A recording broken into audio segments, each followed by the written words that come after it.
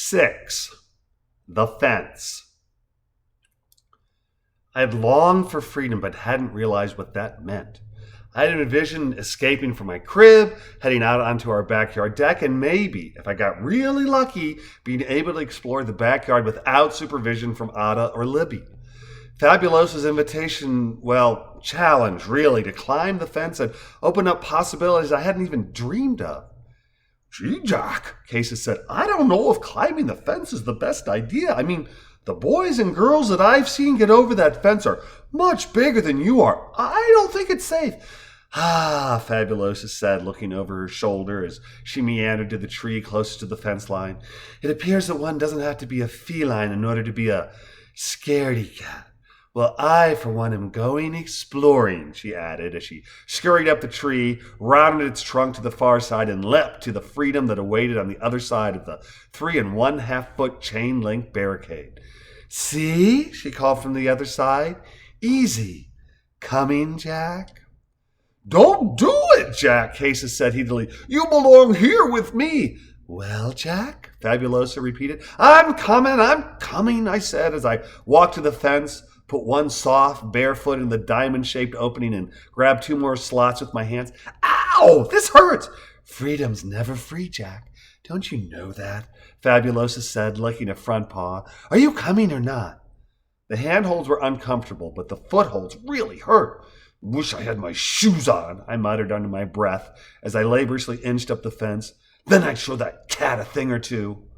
The metal dug painfully into my feet, but Fabulosa's taunting look and her ever-so-superior cat grin made me determined to cross to the other side or die trying. I climbed to the top of the fence and was happy to have the iron rail to grab rather than the tiny spaces between the links, and I rested for a moment with my head above the top of the fence. "Well, are you coming?" Fabulosa taunted as I surveyed the fence and weighed different options for getting over the top. Yeah, just taking a breather," I responded. "I've never done this before, remember?" "Don't do it, buddy," Casey said. "Just come back down and let's go inside. Remember what you said about Fabulosa liking to get things riled up? I think this might be one of those times, don't you?" I did think that, but it was a little late to let discretion take the field. I was in, and this was do or die. I remembered climbing out of my crib just a short time ago and now wished that I had stayed put. I inhaled deeply, climbed a little higher so the fence pole was up to my belly button, reached my right arm over the fence, laid down on top, and swinging my leg over, held on with all my might. Turns out that I didn't have to. There was a loud ripping sound as my pajama bottoms got caught on one of the exposed diamond links. My hands lost their grip, and I would have tumbled to the ground if it hadn't been for the fence snagging my pajama pants.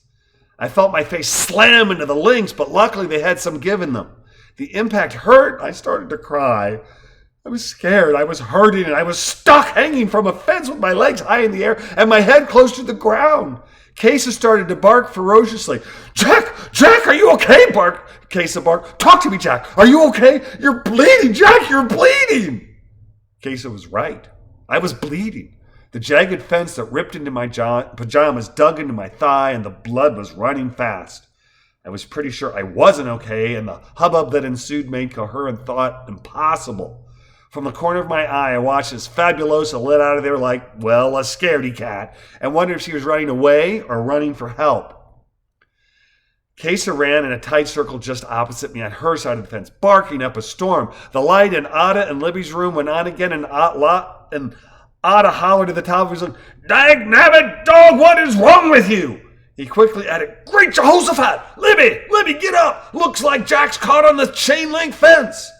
I heard Libby's answer, "What are you talking about?" before I passed out from fear, feeling foolish, and wondering how I'd gotten myself into this mess.